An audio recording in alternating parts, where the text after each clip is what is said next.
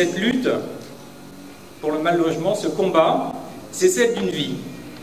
Non pas celle d'un ancien combattant, mais bien celle d'un vieux lutteur, comme aime à le dire Paul Boucher.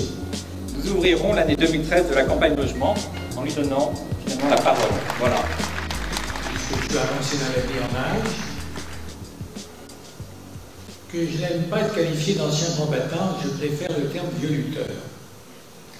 Pas pour moi, pour me faire plaisir, mais parce que précisément j'ai appris tout au long d'une longue vie qui m'a mené en beaucoup de lieux, à prendre quelques responsabilités diverses, à comprendre que derrière le mot lutte, il y a autre chose que les abus de langage qu'on fait souvent.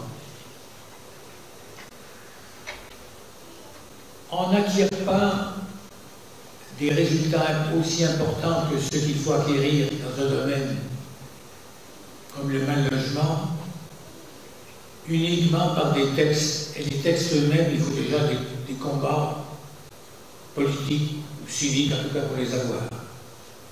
Et même quand on a les textes, les meilleurs textes ne font pas les logements automatiquement, sinon ça ne serait pas là. Et puis même quand des logements sont construits, il arrive en France actuelle, depuis le Gallo, il y a des lieux où on a construit des logements qui ne trouvent pas acquéreurs, ou acquéreurs, pas acquéreurs, c'est la spéculation, et qui ne trouvent pas d'occupants, en tout cas parmi ceux qui devraient être les premiers bénéficiaires. Tout n'est pas quantitatif.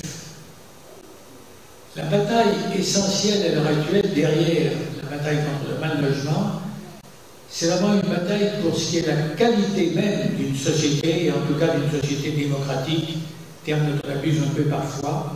Il ne suffit pas de donner un bulletin de vote à tout le monde.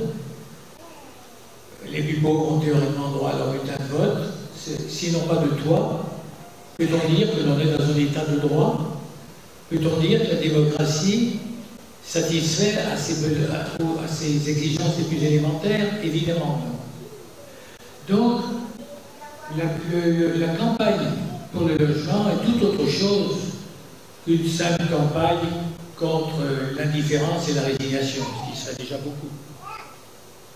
C'est une campagne essentielle.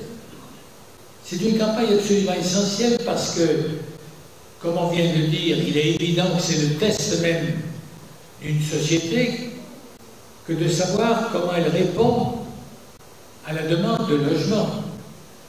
Notre société, si imparfaite qu'elle soit, au cœur d'une crise si grave qu'elle soit, notre société, la société française, reste quand même une des plus favorisées de l'univers, 5e puissance économique.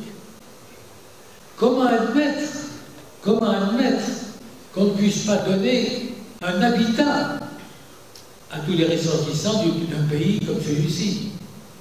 Il est évident que dans les scandales premiers, il y a celui-là.